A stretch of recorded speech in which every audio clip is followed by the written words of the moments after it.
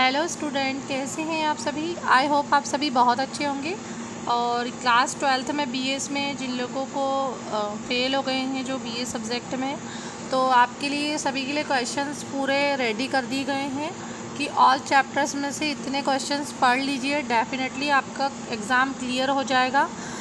मैंने chapter wise भी आपको 4 चैप्टर तक कंप्लीट करा दिया है, लेकिन टाइम सफिशिएंट है और डायरेक्टली अब हम क्वेश्चंस देख लेते हैं। लेकिन लगेगा एंड में समय बचेगा तब हम चैप्टर में जो कंटिन्यू कर रही हूँ वो कर लूँगी, लेकिन अभी मैं क्वेश्चंस ले रही हूँ। तो क्वेश्चन सारे चैप्टर वाइज ही निकाले हुए हैं, इन क्वेश्चंस को पढ़ लीजिएगा और इन क्वेश्चन के जो आंसर्स हैं वो भी मैं 1 और 2nd डे में आपको कंप्लीट पूरा एक्सप्लेनिंग करती जाऊंगी चैप्टर वाइज। अभी आप क्वेश्चन ले लीजिए, क्योंकि कुछ क्वेश्चन जो आपको पहले से याद है उनको रेडी कर लीजिएगा, और जो नए क्वेश्चन है, हालांकि मैं तो सारे समझाऊंगी, लेकिन कुछ क्वेश्चन ऐसे हैं जो आपको याद है और आप एक बार उनको फोकस कर लीजिएगा, ठीक है। तो देखिए, पार्ट ए और बी में पढ़ना है अपने को, आपको पता ही है बीएस को, तो 12th का बीएस ही है। और देखिए, फर्स्ट पार्ट ए में आपको क्या पढ़ना रहता है। फर्स्ट इसको 2 पार्ट में डिवाइड किया हुआ, तो principle and function of management, पूरा मैनेजमेंट के बारे में दिया हुआ है ना फर्स्ट में पार्ट में। तो चैप्टर फर्स्ट है आपका nature and significance of management. इसमें कौन कौन से क्वेश्चन जो एमपी है वो क्वेश्चन देख लीजिए। चैप्टर फर्स्ट में क्वेश्चन नंबर फर्स्ट रहेगा आपका जो इम्पॉर्टेंट है एग्जाम के पॉइंट ऑफ व्यू। तो क्वेश्चन फर्स्ट है आपका, what is mean by management. अब इस क्वेश्चन में आपको डेफिनेशन भी पूछा जा सकता है, मैनेजमेंट क्या होता है ये भी पूछा जा सकता है। आप एक डेफिनेशन याद कर लीजिए और एक मीनिंग याद कर लीजिए इसका, ठीक है। सेकंड थिंग आपको क्वेश्चन पूछा जाएगा आईएमपी अगर देखा जाए तो सेकंड क्वेश्चन आपका रहेगा, explain any 5 characteristics of management. ये फर्स्ट चैप्टर में मतलब इतने इंपॉर्टेंट क्वेश्चन बन रहे हैं ना। सेकंड क्वेश्चन क्या है, explain any 5 characteristics of management. आप स्क्रीनशॉट ले लीजिए चाहे तो, या फिर कॉपी पेन लेकर बैठे तो नोट कर लीजिए, या वीडियो पॉज कर आपके पास कोई बुक है, कॉपी जिसमें नोट्स बनाए उसमें टिक कर लीजिए। क्वेश्चन आपको डेफिनेटली पेपर में देखने को मिलेंगे, चैप्टर वाइज बहुत ज़्यादा कंसिडर करके निकाले हैं ना। What is the management consider as a science and art. ये क्वेश्चन मैंने आपको जब चैप्टर समझाया था तब भी बताया था कि एग्ज़ाम में बिल्कुल पूछा जा सकता है। मैनेजमेंट साइंस या आर्ट है, ठीक है। अलग अलग कलर से तो आपको क्वेश्चंस अलग अलग शो हो जाएंगे। फिर क्वेश्चन नेक्स्ट है, objective of management explain with example. With example आपको क्या करना है, मैनेजमेंट के ऑब्जेक्टिव्स को बताना है, ठीक है। ऑब्जेक्टिव क्या क्या होते हैं मैनेजमेंट के। अगला क्वेश्चन देखिए, level of management with function. Management के 3 लेवल्स होते हैं, उन तीनों लेवल को समझाना है विथ फंक्शन कि हर एक लेवल क्या काम करता है। कौन कौन से लेवल होते हैं मैनेजमेंट के, 3 लेवल होते हैं, लोअर, मिडिल और टॉप लेवल। तीनों लेवल के अलग अलग कार्य है, वो आपको पूरे फंक्शंस विथ एग्जांपल्स बताने हैं। चैप्टर में मैंने पूरा एक्सप्लेन किया है, जिसे चैप्टर की वीडियो नहीं देखी है तो प्रीवियस वीडियोस वॉच कर लीजिए, पूरा चैप्टर एक्सप्लेन किया है। फर्स्ट सेकंड फोर्थ चैप्टर पर आ गई हूँ मैं, प्लानिंग भी पूरा एक्सप्लेन कर दिया है। चैप्टर सेकंड देखते हैं हम, है ना। चैप्टर सेकंड में क्या दिया हुआ है, एक मिनट रुकिएगा। हाँ, चैप्टर सेकंड में क्या नाम है चैप्टर सेकंड का आपका, प्रिंसिपल ऑफ मैनेजमेंट, ठीक। प्रिंसिपल ऑफ मैनेजमेंट में आपका पहला क्वेश्चन क्या पूछा गया है, first question is related to principle से पूछा गया है आपको। What are the principle of management and why are they are needed.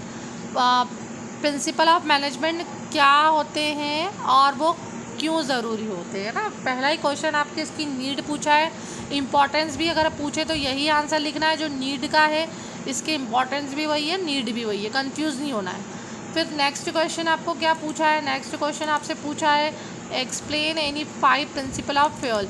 Taylor of Fayol के मैंने सारे प्रिंसिपल आपको एक्सप्लेन किए हैं। फ्यूल ने कितने प्रिंसिपल दिए हैं, 14 प्रिंसिपल, 14 मैंने पूरे एक्सप्लेन किए हैं। Scientific principle of management Taylor, तो टेलर की जो प्रिंसिपल्स है वो भी मैंने आपको पूरा एक्सप्लेन किए हैं, है ना, कि जो टेलर है उन्होंने कौन कौन से प्रिंसिपल दिए हैं। फिर इनके बीच में जो डिफरेंस है, यानी 4 पूछा है, तो मैंने आपको सिमिलरिटी और डिसिमिलरिटी दोनों समझाया है ना। सिमिलरिटीज़ क्या है और डिसिमिलरिटीज़ क्या है, वही आपको लिख देनी है कि सिमिलरिटीज़ क्या है और डिसिमिलरिटी। तो यहाँ पर आप क्या लिखेंगे, डिसिमिलरिटीज़। डिफरेंस में क्या आ जाएगा, डिसिमिलरिटीज़ आ जाएगा। चैप्टर थर्ड की मैं बात करूँ, चैप्टर थर्ड आपका है बिजनेस इन्वायरमेंट। ये भी मैंने आपको पूरा एक्सप्लेन कर दिया है, बिजनेस इन्वायरमेंट क्या होता है ना। चैप्टर थर्ड आपका बिजनेस इन्वायरमेंट है। Meaning and features of business environment, पूरा टॉपिक जैसा क्वेश्चन बना है ना एमपी, ऐसा कैसे एज इट इज़ मैंने आपको टॉपिक पूरा एक्सप्लेन किया है, प्रीवियस वीडियो में वॉच करिए। फर्स्ट क्वेश्चन बनेगा इससे अगर बनता है तो एग्ज़ाम में। सेकंड बनेगा importance of understanding business environment. दोनों क्वेश्चन बहुत ही अच्छे जो एग्ज़ाम में बिल्कुल पूछे जाने जैसे हैं। पहले वाले में मीनिंग, सेकंड वाले में इंपॉर्टेंस अंडरस्टैंडिंग। 1 सेकेंड रुकिएगा, मैं कलर चेंज कर रही ताकि आपको पता लगे कि ये क्वेश्चन है ना। और ये चैप्टर 3 है आपका नेम। नेक्स्ट क्वेश्चन देख लिया आपने, अब आगे देखते हैं। इसी में जो है आपको question dimension of business environment, बिल्कुल बुक में चार्ट बना हुआ दिया है, आपकी पूरा चार्ट बना हुआ दिया है बुक में कि इसके जो डायमेंशन होते हैं वो कौन कौन से होते हैं। तो एक क्वेश्चन ये हो गया। फिर सेकंड क्वेश्चन कौन सा हो गया, इसके जस्ट नीचे थोड़ा सा कलर ज़्यादा हो गया मुझसे। रिसेंट चेंजेस, ये नया क्वेश्चन है, ठीक है। Recent changes in Indian economic policy affected business. तो अभी का चेंजेस, जो इकोनॉमिक पॉलिसी में जो चेंजेस हुआ है उससे बिजनेस पे क्या इफेक्ट हुआ है, ये आपको सारा सब कुछ मन से लिखना। कैसे लिखेंगे आप, ये मैं क्वेश्चन आपको रेडी करा दूंगी। जो क्वेश्चंस के आंसर आपको पता है, मैं कह रही हूँ ना, क्वेश्चन जो आपको पता है वो आप कर लीजिए। जो नहीं हो रहा है मैं पूरे क्वेश्चन एक्सप्लेन करने वाली हूँ, तब आपको रिपीटिंग हो जाएगा। चैप्टर 4 प्लानिंग, ये मैंने आपको टीच कर चुकी हूँ, पूरा लेसन एक्सप्लेन कर दिया है। इसमें क्वेश्चन कौन कौन से बन सकते हैं। फर्स्ट क्वेश्चन दिख रहा है, व्हाट इज़ प्लानिंग। भाई प्लानिंग क्या होता है, जो चैप्टर है उसका मीनिंग तो हर में पूछा जाना ही जाना है। तो प्लानिंग क्या है और फीचर्स क्या होते हैं प्लानिंग के, ये सब कुछ बताया है मैंने आपको। सेकंड क्या है क्वेश्चन, अगर प्लानिंग 4 चैप्टर में से आएगा तो सेकंड क्वेश्चन बन रहा है आपका importance and limitation of planning. बिल्कुल इंपॉर्टेंस, इसकी नीड क्या होती है, प्लानिंग क्यों बनाया जाता है, और लिमिटेशन क्या होती है, ये भी मैंने समझाया है पूरा चैप्टर में। प्रीवियस वीडियो वॉच करिए, आंसर आपको पूरा मिल जाएगा। और बहुत ही सरल और इतने सिंपल सिनॉप्सिस के अकॉर्डिंग एक्सप्लेन किया है कि आपको इजीली लगेगा कि हाँ आपका टॉपिक 4 तक इजीली आप लिख सकते हैं, है ना। फिर है step in planning process. Planning process करते समय किन स्टेप्स को फॉलो किया जाता है, तो ये चीज़ बहुत इंपॉर्टेंट है। फिर planning reduces creativity and explain. Planning का इम्पोर्टेंस ये एक तरीके से इसमें देखा जाए कि प्लानिंग जो होती है ना वो रिड्यूस करती है क्रिएटिविटी को, और एक्सप्लेन करना है अपने को। तो क्रिएटिविटी कैसे करती है एक रिड्यूस, ये इसमें ऐसा आंसर बन सकता है हमारा कि प्लानिंग बिफोर टाइम में करते हैं हम, ऐसा तो नहीं बिल्कुल वर्क सामने आ चुका है हमें कल ही कुछ करना है, नहीं।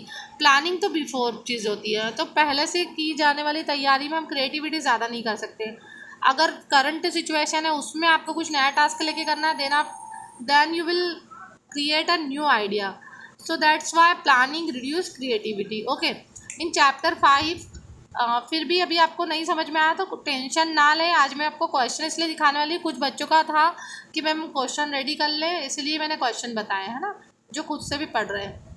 अब नेक्स्ट है चैप्टर 5 ऑर्गेनाइजेशन। अभी ये चैप्टर मैंने एक्सप्लेन तो नहीं किया है, लेकिन मैं कर दूंगी ये चैप्टर भी आपको एक्सप्लेन। ऑर्गेनाइजिंग, ठीक है।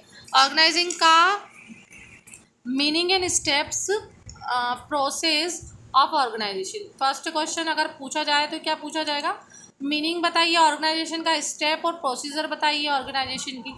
Second, importance of organisation. हर चैप्टर का आप देख रहे होंगे कि मीनिंग और इम्पोर्टेंस लगभग हर चैप्टर में पूछा है, तो आपको चैप्टर ऐसा ही पढ़ना है जिसमें उसका मीनिंग भी प्रॉपर आ जाए, इम्पोर्टेंस भी पता लग जाए, उसके फीचर्स और फंक्शन। ये कर लिया है ना हर एक टॉपिक का, तो आपको कोई सा भी क्वेश्चन करते बनेगा, ठीक है। फिर अगला क्या है, इसी में ऑर्गेनाइजेशन वाले में आपको दिख रहा होगा, अगला क्वेश्चन है types of organisation, structure, function and divisional, ठीक है। अगला क्वेश्चन ये है। फिर डेलीगेशन एंड डिसेंट्रलाइजेशन। डेलीगेशन एक बहुत ही बढ़िया टॉपिक है। डेलीगेशन ऑफ अथॉरिटी का जो दिया हुआ टॉपिक है बहुत ही इंपॉर्टेंट टॉपिक है, ये मैं आपको एक्सप्लेन करूँगी क्वेश्चंस में डायरेक्टली। अब तो देख लीजिएगा, अगर आपको पहले से लर्न है, जो मैंने पढ़ाया है उसमें आया है ये टॉपिक हालांकि, तो आप देख लीजिएगा, नहीं तो मैं दोबारा से क्वेश्चन तो सारे एक्सप्लेन ही करूँगी। आज मैं केवल क्वेश्चंस बता रही हूँ आपको, इसमें से वो क्वेश्चन देख लीजिए जो आपको लर्न है उनको कर लीजिएगा, और एक बार रिवाइज, बाकी नए क्वेश्चन आपको देखने को मिलेगा। Chapter 6 staffing. स्टाफिंग में क्वेश्चन फर्स्ट, स्टाफिंग है आपका 6 नंबर का चैप्टर। तो ये रहा staffing, meaning and importance of staffing. देखिए सब में वापस मीनिंग पूछ रहा है, meaning and importance of staffing. Step in the staffing process, क्या क्या स्टेप फॉलो की जाती है स्टाफिंग करने में। फिर क्या पूछ रहा है आपसे कि जो है रिक्वायरमेंट वर्सेस सिलेक्शन, बहुत ही आईएमपी क्वेश्चन बोर्ड का, जो कि बोर्ड को बहुत ही पसंद है। देखिए सारे क्वेश्चन में से कुछ क्वेश्चन पे मैं बहुत ज़्यादा जोर दे रही हूँ ना, क्योंकि वो बिल्कुल आपको देखने को मिल सकते हैं पेपर में, और मिलेंगे डेफिनेटली, क्योंकि इसके बाहर पेपर नहीं जाता है। लगभग ये क्वेश्चन बोर्ड को बहुत पसंद है और ये इससे कई सारे क्वेश्चंस पे इफेक्ट डालता है, इसलिए बहुत इंपॉर्टेंट टॉपिक भी रहा है। से पूछा जाता है इंटरनल वर्सेस एक्सटर्नल सोर्सेज। ये अभी एग्जाम में आपको पूछा भी था, इंटरनल और एक्सटर्नल, तो भी दोबारा से इससे रिलेटेड पूछा जा सकता है। तो तैयारी से जाइएगा अभी एग्ज़ाम में, है ना, क्योंकि एग्ज़ाम आपको क्रॉस करनी है। आपके पास में बहुत अच्छा अवसर मिला है इस बार कि एडमिशन भी ले सकते हैं कॉलेज में, और साथ में जो क्लास में दे गए हैं उसको भी कंप्लीट कर सकते हैं। तो कंप्लीट करिए अपने गोल को और क्वेश्चन रेडी कर लीजिए। कोई ज़्यादा दिक्कत नहीं आएगी, बहुत ही इजी क्वेश्चन है और आपको एक साथ सारे मैंने प्रोवाइड कर दिए हैं, आप पढ़ लीजिए बस। देखिए डायरेक्टिंग चैप्टर 7, इसमें क्वेश्चन फर्स्ट देखिए। क्वेश्चन फर्स्ट क्या, meaning and importance of directing. Second, element of directing, supervision, motivation and leadership. ये अलग अलग से टॉपिक है बेटा, इससे दो नंबर का क्वेश्चन बनेगा, ये एक अलग बनेगा। ये टॉपिक मिल गया है आपको, है ना। ये मत समझिएगा कि एज इट इज़ छप जाएगा, नहीं, ऐसा नहीं होगा। आप 12th स्टैंडर्ड में पढ़ रहे हैं, इतना आपको अंडरस्टैंड होना चाहिए कि एक अलग अलग से टॉपिक बनेंगे। एलिमेंट्स ऑफ डायरेक्टिंग के सुपरविजन से अलग क्वेश्चन पूछेंगे आपसे, मोटिवेशन से अलग पूछेगा और लीडरशिप से अलग पूछेगा। फिर एक अलग से टॉपिक है आपके पास में, क्या है, कम्युनिकेशन। क्या होता है भैया, कम्युनिकेशन क्या होता है, ये आपको समझाने के लिए पूछा जा सकता है। इसके फीचर्स पूछे जा सकते हैं, इसकी प्रोसेस पूछी जा सकती है। तो कम्युनिकेशन को भी अच्छे से पढ़ लेना। शायद आपको दिख नहीं रहा होगा, कोई बात नहीं, आप देख लीजिए। आप क्लियर दिख रहा है आपको? हाँ, अब मैं आपको और आगे एक बार बता देती हूँ। ठीक है, थोड़ा कैमरा ऐसे करती हूँ मैं, ठीक दिख रहा है आपको। ये मोटिवेशन है, ब्लैक ब्लैक दिख रहा है, उसको मैं थोड़ा कलर चेंज कर देती हूँ तो आपको प्रॉपर दिखेगा। ये है बेटा आपका मोटिवेशन, ठीक है, मोटिवेशन। तो ये सारे टॉपिक आपको अलग से पढ़ने पड़ेंगे, सिर्फ ये मत कर लीजिएगा कि बस ये पूरा क्वेश्चन बन के आ जाएगा डायरेक्टिंग का। एलिमेंट्स तो है भैया, लेकिन ये अलग से पूछा जाएगा, ये अलग से पूछा जाएगा और ये अलग से पूछा जाएगा, ठीक है। फिर characteristics of effective communication. Effective communication करने के लिए आपके पास में क्या कैरेक्टरिस्टिक्स होनी चाहिए। तो कम्युनिकेशन की प्रोसेस पता है ना आपको, अभी मैं आपसे कम्युनिकेशन नहीं कर रही हूँ, बट ये है कि अभी आपकी तरफ से फीडबैक नहीं आ रहा है, बट वन साइडेड कम्युनिकेशन हो रहा है ना। तो ये कम्युनिकेशन में इफेक्टिव आपको कैसे लग रहा है, क्या लग रहा है, ये आपको कमेंट करके बता देना। तो एक प्रोसेस आपके लिए क्वेश्चन ही रेडी हो जाएगा कि कम्युनिकेशन होता क्या है ना। फॉर्मल और इनफॉर्मल क्या होता है, फॉर्मल और इनफॉर्मल। फॉर्मल जो हम ऑफिस वगैरह में, इनफॉर्मल जो हम घर पे दोस्तों से, रिश्तेदारों से, सबसे करते हैं, ठीक है। चैप्टर 8 क्या है आपका, कंट्रोलिंग है, कंट्रोलिंग, नियंत्रण। Meaning and importance of controlling, controlling का मीनिंग एंड इम्पॉर्टेंस पूछा है। Second, relation between planning and controlling. Vast syllabus है भैया, बहुत ही। ये देखिए, अब ये जो है प्लानिंग और कंट्रोलिंग में क्या है, बहुत ही गहरा संबंध है। अगर प्लानिंग प्रॉपर है तो कंट्रोलिंग भी वहीं जाकर ठहरेगी। प्लानिंग ही सही नहीं है तो कंट्रोलिंग का क्या करोगे आप, प्लानिंग ही गलत बनाइए तो, और जैसी प्लानिंग वैसी controlling. Steps in process of controlling, क्या स्टेप्स फॉलो करें कंट्रोल के लिए। डायरेक्ट कंट्रोल स्टार्ट नहीं होता है ना, पहले किसी चीज़ को कंप्लीट होने दे, उसके बाद हम कंट्रोल कर सकते हैं। अब आपको देखो 2 पार्ट में पढ़ना है ना बीएस। फर्स्ट पार्ट कंप्लीट हो गया है, वो सारे किसके रिलेटेड चैप्टर थे, मैनेजमेंट से रिलेटेड चैप्टर थे। अब ये जो चैप्टर है वो related business, finance and marketing से रिलेटेड होंगे, ठीक है। तो चैप्टर 9 में फाइनेंशियल मैनेजमेंट, क्या नाम है आपके चैप्टर का, चैप्टर के नाम पता नहीं रहता है, पूरी एग्जाम क्लियर हो जाती है। चैप्टर 9 का नेम है फाइनेंशियल मैनेजमेंट। क्वेश्चन फर्स्ट, वही मीनिंग वही ऑब्जेक्टिव ऑफ फाइनेंशियल मैनेजमेंट। पहला क्वेश्चन सब, अब तो आपको पता ही चल गया होगा कि पहला क्वेश्चन क्या पूछेगा, सबका मीनिंग। थोड़ा सा बैकग्राउंड म्यूज़िक आ रहा होगा, वो एक्चुअली कहीं पर भागवत कथा जी का आयोजन किया जा रहा है, तो कोई बात नहीं, अभी थोड़ा सा मैनेज कर लीजिए। लेकिन क्वेश्चंस का आप स्क्रीनशॉट ले लीजिए, और मैं नहीं, मतलब क्या, मैं कुछ भी नहीं कर सकती हूँ, इसलिए आपको वॉच करना पड़ेगी। बैकग्राउंड म्यूज़िक थोड़ा सा सहन कर लीजिए, बस क्वेश्चन का स्क्रीनशॉट ले लीजिए। और अच्छी बात है, आप भगवत जी सुनते सुनते जो है, थोड़ा बहुत बैकग्राउंड सुनते सुनते अपने क्वेश्चंस कर रहे हैं। यही पेपर में एज इट इज़ आ जाए तो बढ़िया ही रहेगा। Capital structure and factor affecting it. Capital structure क्या होता है ये बताना है, फैक्टर अफेक्टिंग क्या क्या कैपिटल। एक तो फिक्स्ड कैपिटल होता है, करंट कैपिटल होता है, फिर आपका इशूड कैपिटल, ऑथोराइज्ड कैपिटल, पूरा स्ट्रक्चर देखना है आपको, ठीक है। फिर fixed versus working capital, fixed capital versus working capital, ये दोनों कैपिटल के बारे में आपको समझना है। ठीक है, आगे बढ़ते हैं हम। कहाँ पर थी भैया? Importance of financial planning. क्या है question? Importance of financial planning. Importance of financial planning में आपको दिया हुआ है, ये जो क्वेश्चन दिया हुआ है इम्पोर्टेंस ऑफ फाइनेंशियल प्लानिंग, इसमें आपको फाइनेंशियल प्लानिंग का इम्पोर्टेंस बताना रहेगा। चैप्टर 10 क्या है? Financial markets. इसके क्वेश्चन देखिए फाइनेंशियल मार्केट के। सबसे पहला फंक्शन ऑफ फाइनेंशियल मार्केट बताइए। सेकंड क्वेश्चन देखिए, सेकंड क्वेश्चन क्या है? Primary versus secondary market. Role of SEBI, security exchange board of India, office in Mumbai. Okay, SEBI 1988 में establish. Money market instruments.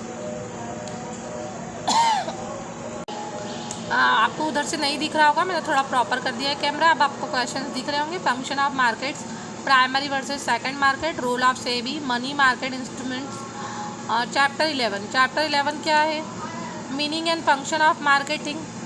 Marketing mix 4P, product, price, और क्या होता है? Product, price. एक तो आपका प्रोडक्ट हो जाता है, एक प्राइस हो जाता है, फिर प्रॉस्पर्टीज़, 4 प्रोडक्ट मिक्स। ये मैं आपको पूरा एक्सप्लेन करूँगी। ठीक है, ये जो क्वेश्चन है 4P बहुत IMP क्वेश्चन है। Different between selling and marketing. Marketing और सेलिंग में क्या डिफरेंस होता है? एक मार्केटिंग क्या होगी? एडवर्टाइजमेंट से रिलेटेड, और सेलिंग क्या है? उसका पूरा रिजल्ट है ना। तो मार्केटिंग और सेलिंग देखना है। Concept of marketing, product concept, societal concept. Okay, देख लेंगे हम, पूरा एक्सप्लेन हो जाएगा वो आपको question. Chapter 12 consumer protection, last chapter है। क्वेश्चन देख लीजिए। Who is a consumer as per consumer protection act 2019। कितना घबराहट हो रही है ना क्वेश्चन देखकर। कुछ नहीं है, 2 लाइन का दिया हुआ है। 2019 कंज्यूमर प्रोटेक्शन एक्ट के अकॉर्डिंग कौन है कंज्यूमर, ये आपको बताना है। फिर क्वेश्चन नंबर नेक्स्ट क्या है? Right and responsibility of a consumer.